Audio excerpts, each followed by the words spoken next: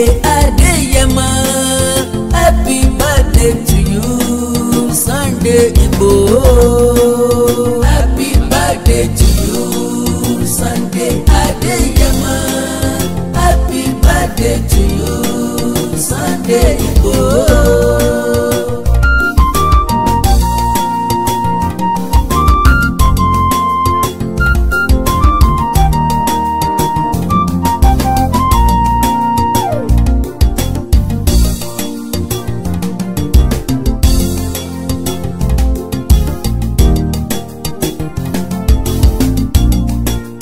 Àṣeyí Sàmọ́dún o bàbá Dámi, ọkọ tó yọ̀ sí ọkọ rọ́pò.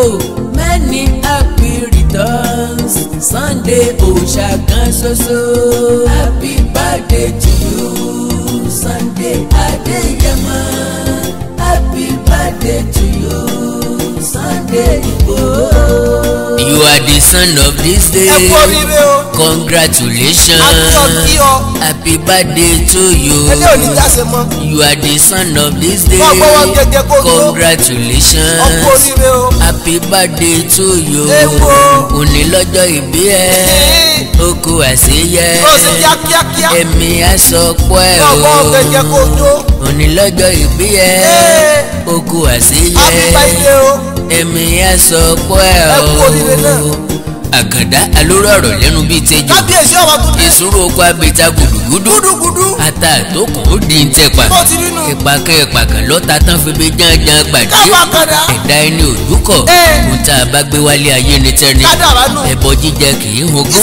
Òkú jíjẹ kì í wà kàlà. Òjì ńlá òkú kórèbè sáré fóòrùn. Mẹyẹmẹyẹmẹ pínpín. Ẹkùn olókèrè wè jérò. Ọ̀tọ̀ bọlé famayọ. Òrùn kùnyùmùnyùmọ́ fẹ́ sọ̀rọ̀. Ọ̀rọ̀ ìgbénú kọ̀. Olóyè Sunday Adéyẹmọ ní sọjọ́ ìbí. Igboho ṣàlólé ọdún kan sí lókè pẹ̀.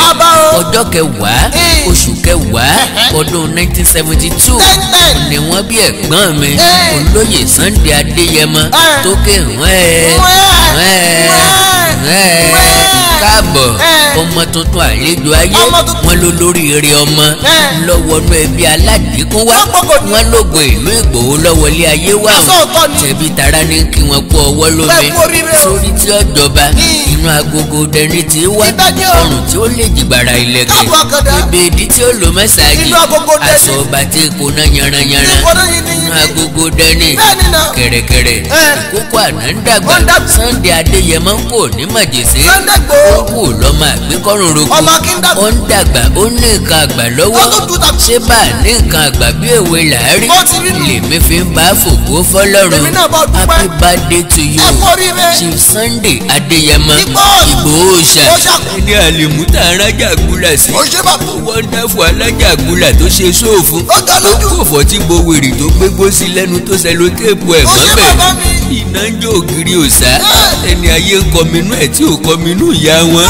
ọkọ tó yọ̀ sí ọkọ rọ́pò bàbá Dámilọ́lá bàbá Bísọ́lá bàbá Victor bàbá Ayọ̀mídé bàbá Michael ẹ̀gbọ́n Àkàndá ọ̀rọ̀ Awíkonko o tó rà lẹ́gbẹ̀rin ọ̀kẹ́rin orí gbélé bákan létọ̀ ọ̀dẹ́kan ọ̀dẹ̀ káwọn tí ń gbénú ẹ̀ ọ̀pọ̀ bí yanrin òkun ẹni tá a fẹ́ kì í tábẹ́rẹ́ ẹni a bá fẹ́ràn ní tó erinmi lókun lójú ẹni Chief Sunday Adéyẹmọ ó kú oríire àjọ̀dún orí kádùn lágbára Ọlọ́run ó ṣe é nígbanigba ọdọọdún lọ́dọ̀ ń pewé ọdọọdún lèrú wá ń wà ọdọọdún làárọ̀ rógbó ọdọọdún làárọ̀ àwùsá ọdọọdún làárọ̀ ọmọbìn lórí àtẹ ọdún bá ti dún pèrègùn agbáwọ̀ tuntun wọ̀ ọdọọdún ni rúlá sógùn ọdọọdún ni yeye sọgbọ̀n ọdọọdún la bíyáyá sàádọ́ta èyí ò ní jásí mọ́ ó ṣe 50 ó ṣe 60 70 80 90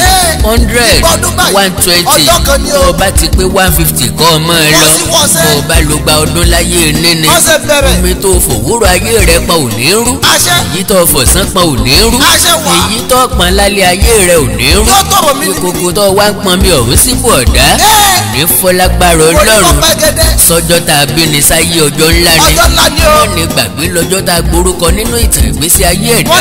Lóòótọ́ ọjọ́ ìgbéyàwó special, ọjọ́ graduation a máa wó ni lórí jọjọ. bọ̀tì ó dára láti máa ka iye ọjọ́ wa. dídùn Olódùmarè ni pàtàkì lọ́jọ́ ìbí jẹ́. sí tá a fẹ́ ṣe láyé tà ní nílò rẹ̀. bọ́ gba abẹ́rẹ́ àjẹsára wọn lọ́mọ oṣù mélòó, ọmọ ọdún mélòó ni o.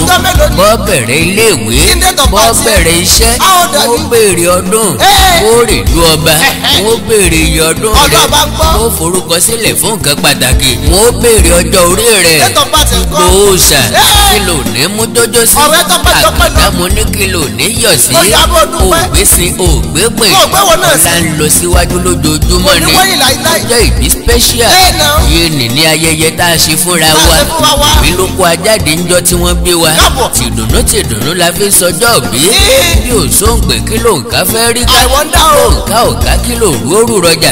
bó ń rù ọ̀bá rù rọjà kí ló ń ra ó rà wálé. bó ń ra ọ̀bá wá rà wálé kí ló ń jẹ́ ọ̀jẹ́. a jẹ́ pé kí ṣó tó diyán agúnṣu lódò ni. kágbàdo tó dẹ̀kọ àlọ́ ó kúnná. a jẹ́ pé kọ́mọ tó wáyé. ìyá àti bàbá ni ẹjẹ́ á bí. bá lọ lọ́kọ̀ ìyá ni dírẹ́fà tó wá sáyé. ìyá ló sọ lọ́kọ̀ mi wá sáyé. bá ló lọ́kọ̀ tí mo bá wá sáyé. ẹ ṣé mo mà dúpẹ́ orí tẹ̀sẹ̀ gbogbo. ilé o olóyè Sunday Igboho. orí adé nìyẹn. ẹ̀yin lọ́mọ òsánlé wáwẹ̀. orí ládé. ẹ̀yin lọ́mọ ládé. aláàfin ọ̀ládé. adé aládìkún lágbà fáláàfin. orí adé ọmọ gbádéyan. òròlú àgbé. kàìnkàìn àdínkùn ọmọ ẹkún ilé. ó rí pé wọn kì í jẹun. ikùn tún yagba kánú ogun. aládìkún orí lawẹ̀ ńọ̀wẹ́sẹ̀. kàìnkàìn ní mọ̀wẹ́ ńọ̀wẹ́ tí ì pa. nígbà tí ńọ̀wẹ́ tí ì pa. ìrìnlẹ̀ gbèrú èyí kò mí sí. ọmọ adé lawẹ̀ ọmọ aládìgbò ìkọ̀lé àdínkùn. ìran bàbá yín ò gbọdọ̀ jẹkùn. oróore ni kún ṣe bàbá tó bí ọlọ́mọ. lọ́jọ́ ọjọ́ ńgànà bàbá ńlá yín ló fi kún sórí rẹ̀. àgbàbí ọ̀rọ̀ ni wọ́n ń pọ̀ lọ́rọ̀ ní dèbíjẹ́. adélawẹ̀ ẹ̀yin lọ́ máa bèrè gangan. abẹ́lẹ́bọjà bí ọ̀sẹ̀ bọ rẹ̀. olóyè Sunday Igboho. òkú lọ bá wà kọ́ sẹ́ríwálé. lọ bá wà kọ́ ọmọ gbọ́ mi tantan. òlú àgbé ọmọ akànláwẹ̀ ọmọ apagbá orí mutí. bàbá yín lọ́ máa bèrè gangan. igun aràrá lẹ fi tẹ̀pá òṣòro. lágboolé bàbá tó bí ọlọ́mọ. gbá orí kété ni wọ́n fi mọ́ mẹ́. ikùn ilé orí pé wọn kì í jẹun. ikùn tún yagba kánú oko. kàǹkà àdínkùn para ìmọ̀sán ìsàn. Àkàndá alóró ọ̀rọ̀ lẹ́nu bíi tẹ́jú. ta ni olóyè Sunday Igboho. kí làkàndá mọ̀ nípa ẹ̀tẹ́ mọ̀. ìgbà ìwé ẹ̀ bó ló ṣe gòkè àgbà. ẹjẹ́ àpàdé nínú special record mi tí ń bọ̀ lọ́nà. tó bá rọrùn ẹ̀ẹ́rì wò ní fídíò CD. happy birthday to you Chief Sunday Igboho. long life and prosperity. Amen.